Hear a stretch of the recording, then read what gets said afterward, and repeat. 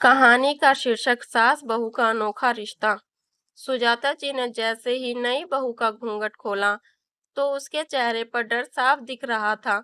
नया घर, नए लोग, हर लड़की सहम ही जाती है उस पर अम्मा की कड़क आवाज का रुतबा। नित्या तो चुपचाप ही बैठी थी। बहू, तेरी बहू का थोड़ा सा घूंघट और लंबा कर। अब मुंह दिखाई की रस्म में मुंह तो ढका होना चाहिए।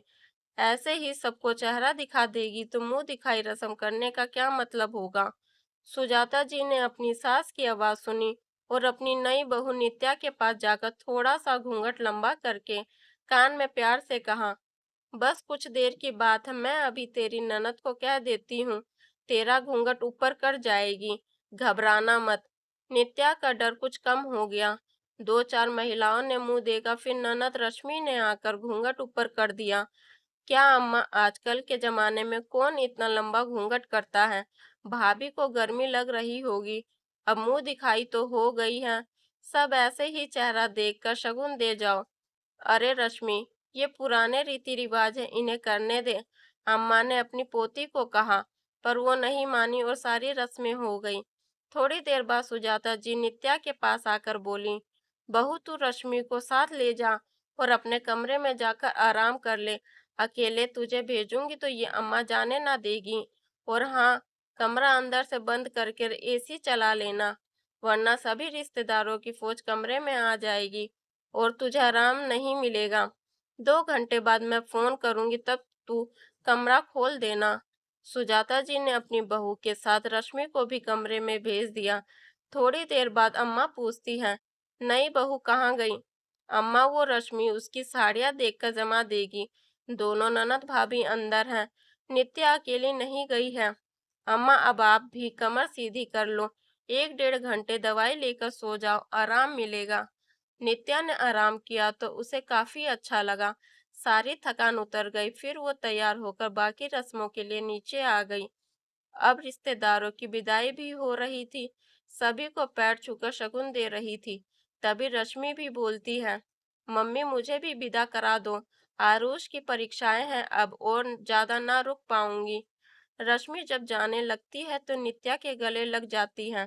भाभी, मम्मी बहुत सीधी है, वो सबका बहुत ध्यान रखती है, आपको भी वो एक बेटी की तरह ही रखेंगी। तो मैं आपसे भी ये उम्मीद करूंगी कि आप भी मम्मी को अपनी माँ जैसी ही समझना। आप दोनों सास बहू का रिश्ता खूबसूरत और सच्चा हो, उसमें कोई शिकायत नहीं हो। जो भी बात हो एक दूसरे से खुलकर कहना और हमेशा प्यार से रहना। रश्मि भी अपने ससुराल चली जाती है। अब घर में अम्मा, नित्या के सास ससुर, देवर और पति रह जाते हैं। नित्या भी सब अच्छे से समझ लेती है। दैनिक दिनचर्या में उसने देखा कि उसकी दादी सास उसकी सास की कोई कदर नहीं करती है, उसे कुछ भी सुना देती है और सुजाता जी ये सब सहन कर लेती हैं। उनसे अम्मा कभी खुश ही नहीं रहती है, हर वक्त ताने देती रहती है। सुजाता बहू कहाँ रह गई? मेरी चाय अभी तक भी नहीं बनी। अम्मा ने देखा सामने नित्या चाय का कप लेकर खड़ी है। बहू कहाँ है? ये उसकी जिम्मेदारी है कि वो अपनी सास को चाय बना कर दे। अम्मा, मैं तो आपकी बहू की बहू हूँ, तो मेरा भी फर्ज बनता है कि मैं आपका भी ध्यान रखूं और अपनी सास का भी। मम्मी जी सो रही हैं, उनके सिर में दर्द हो रहा है, मैं अभी बाम लगा कर आई हूँ। ये सुनकर अम्मा चुप हो जाती है। नित्या, तूने आते ही मेरी जिम्मेदारी संभाल ली। अभी तुझे इतना काम करने की आदत नहीं है। मुझे तो गृहस्थी संभालते हुए सालों हो गए हैं, मुझे तो इसका सालों का अनुभव है। तू मुझे इतना आराम कराएगी तो शरीर को जंग लग जाएगा। सुजाता जी ने कहा, मम्मी जी, मुझे भी सीखने में समय लगेगा, पर मैंने देखा कि आपको सिर दर्द है तो आपको आराम करना चाहिए। वैसे भी शादी के कामों की इतनी थकान आ गई होगी। आप मुझे बेटी की तरह रखती हैं तो मेरा भी फर्ज है कि मैं भी आपकी बेटी बनूं और आराम करवाऊं। मैं जब भी मायके में मम्मी की तबीयत खराब होती थी तो उन्हें आराम करवाती थी। अब आप ही मेरी माँ हो, मैं अपनी माँ का पूरा ध्यान रखूंगी। अच्छा, मुझे ये बताइए, आपको खाने में कौन सी सब्जी पसंद है, वो ही बना दूंगी। खाने में मुझे सुजाता जी हैरान रह गई। मैं तो जो सबको पसंद होती है वो ही खा लेती हूँ। अपनी पसंद तो भूल ही गई। कभी अम्मा की पसंद की, कभी तेरे ससुर जी, देवर और पति के पसंद की सब्जी बन जाती है। मैं अपनी पसंद की क्या बताऊं? तू रहने दे और अम्मा की पसंद की सब्जी बना ले। मम्मी जी, मैंने अम्मा की पसंद की सब्जी तो पूछ ली और बना दूंगी, पर दूसरी सब्जी मैं आपके पसंद की बनाऊंगी। नित्या ने जोर देकर पूछा। तू लौकी के कोफ्ते की सब्जी बना ले। मेरी माँ मेरे लिए बहुत बनाती थी। अब तो माँ नहीं रही तो उनके हाथों का स्वाद ही अब नहीं मिलता है। पर हाँ, अब मेरा सिर दर्द ठीक है। मैंने आराम भी कर लिया है। तुझे अकेले रसोई में काम ना करने दूंगी। दोनों मिलकर काम करेंगे तो जल्दी काम निपट जाएगा। सब्जियां तो तू ही बनाना, मैं बाकी कामों में तेरी मदद कर दूंगी। सुजाता जी ने भी प्यार से कहा। दोनों सास बहू माँ बेटी की तरह बातें करते हुए मिलजुल कर काम करने लगी और उनके हंसी ठहाके की आवाज अम्मा के कानों में गूंजती है। अम्मा रसोई में आकर अपनी बहू को डांटती है। अरे, तुझ में जरा सा भी अकल नहीं आई? सास बन गई है तो थोड़ा तो सासपना दिखा। बहू की इतनी मदद कराने की क्या जरूरत है? अकेले काम कर लेगी। मैंने भी किया था, तूने भी किया था, तो ये भी कर लेगी। ज्यादा प्यार दिखाने की जरूरत नहीं है। ये आजकल की बहुएं सिर पर चढ़कर नाचती हैं। पहले तो तुझसे काम करा लेगी, फिर सारा काम तुझ पर ही छोड़ देगी। और वो बड़बड़ाकर अंदर चली गई। सुजाता जी ने समझाया, अम्मा की बात का बुरा मत मानना, उनकी तो आदत है। रात को सब खाने पर बैठते थे। नित्या के हाथों की सब्जियां सबको पसंद आई, बस एक अम्मा ही मुंह बना रही थी। नमक थोड़ा कम है और सब्जी में तेल भी नहीं है। ये आजकल की बहुएं तो पानी में सब्जियां उबाल लेती हैं, ना तेल ना मसाला। पर ये अलग बात है। इतना कहकर भी अम्मा दोनों सब्जियां आराम से खा गई।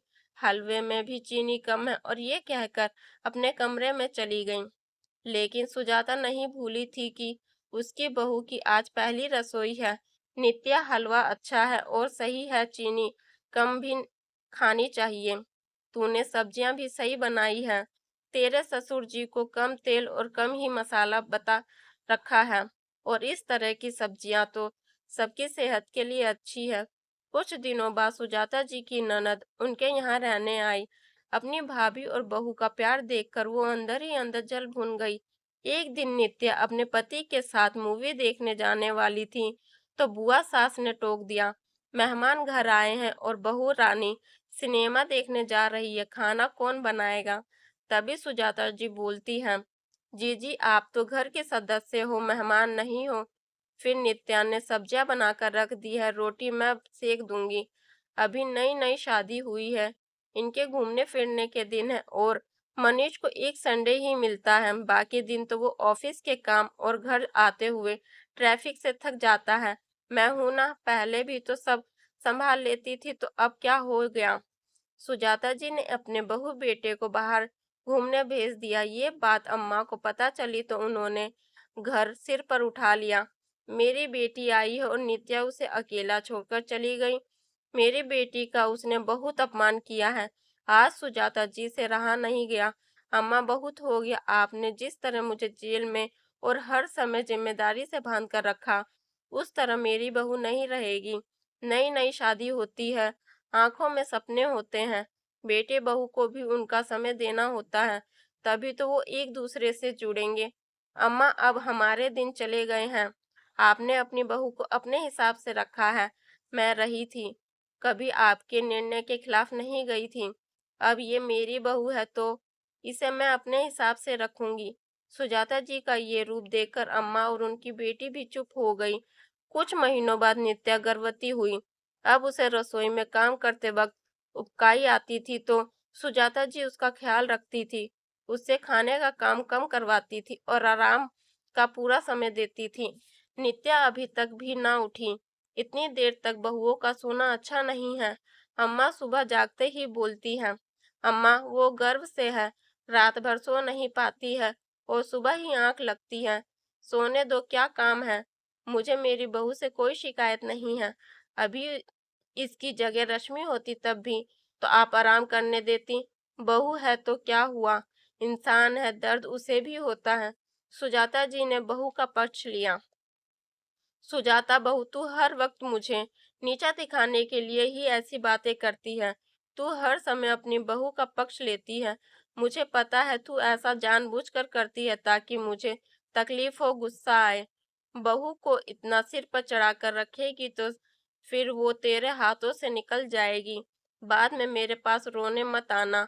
और सुन, तूने बहू का चेकअप तो करवा लिया, थोड़े पैसे डॉक्टर को खिला देना, कहीं ये घर में पहली ही लड़की पैदा ना कर ले। अम्मा, इस जमाने में ये पाप नहीं होता है जो आपने अपने जमाने में किया था। मेरे 3 गर्भ आपने गिरवाए थे। आज मेरी 3 बेटियां और होती, पर पोते के लालच में आपने मेरा शरीर ही खराब कर दिया और पाप का मुझे भी भागीदार बना दिया। पर मैं अपनी बहू के साथ ऐसा नहीं होने दूंगी। पोता हो या पोती, मेरे लिए तो दोनों ही बराबर होंगे, क्योंकि वो मेरी संतान के संतान होंगे। तेरी तो बुद्धि फिर गई है। हर स्त्री को पोते की चाहत होती है। मैंने भी चाहत की तो कोई बुरा काम नहीं किया। और नित्या के घर में तो जुड़वा बच्चे हैं, कहीं दोनों ही लड़कियां ना हो जाएं। और अम्मा अपने कमरे में चली गईं। सुजाता देर तक रोती रही, तभी देखा नित्या कमरे से बाहर आ गई थी।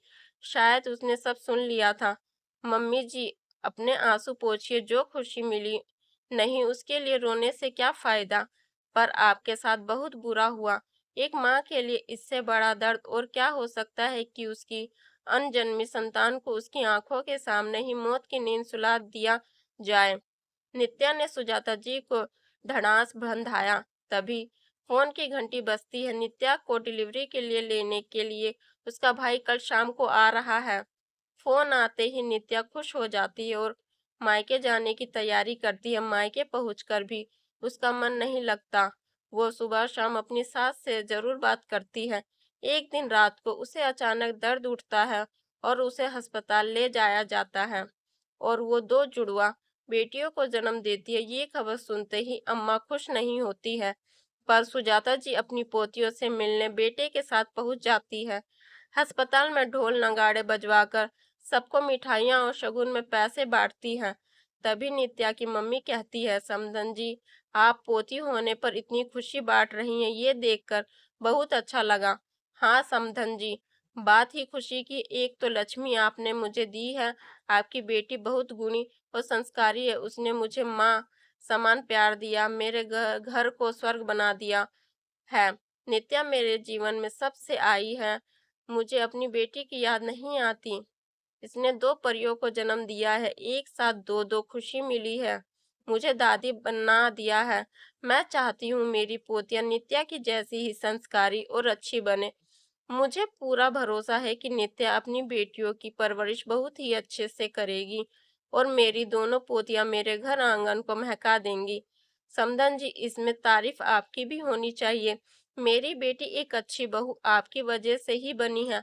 आप जितनी अच्छी सास पाकर मेरी बेटी की किस्मत खुल गई है। आपने एक माँ से बढ़कर उसके लिए किया है, तभी तो वो दिन रात आपकी तारीफ करती है। आपने उसकी इच्छाओं, नींद का, उसकी जरूरतों का, उसके सपनों का बहुत अच्छे से ख्याल रखा है। आपने उसे जब बेटी मान लिया तो वो आपको माँ कैसे नहीं मानती। सास बहू का रिश्ता इसी प्यार और विश्वास पर ही तो टिका है। दोनों एक दूसरे को समझे और एक दूसरे के लिए सोचे तो ये रिश्ता बहुत खूबसूरत बन जाता है। सास बहू को तो हमेशा साथ रहना होता है। आप दोनों सास बहू का प्यार देखकर मेरा मन बहुत खुश होता है। जिस घर में मेरी बेटी आपकी छाया में इतनी खुश है तो मेरी दोनों नातिन भी बहुत खुश रहेंगी। सुजाता जी 1.25 महीने बाद अपनी बहू और पोतियों को लेकर आ जाती है। भव्य स्वागत करती है। अम्मा टोक देती है, काश जुड़वा पोते हो जाते। तभी सुजाता जी कहती हैं, अम्मा आपका तो पोता हो ही गया है, पर मैं अपनी पोतिया पाकर भी खुश हूँ। नित्या का मन अपनी सास के प्रति और ज्यादा इज्जत और प्यार से भर जाता है। पाठकों, सास बहू का रिश्ता अनोखा रिश्ता होता है। दोनों में अगर झगड़े होते रहे तो घर नर्क बन जाता है, पर दोनों प्यार से रहें तो घर में खुशियां बिखरी रहती हैं। सास अपनी बहू की हर कमी का बखान ना करे और बहू अपनी सास के हर दर्द को समझे तो यह रिश्ता बहुत खूबसूरत बन जाता है।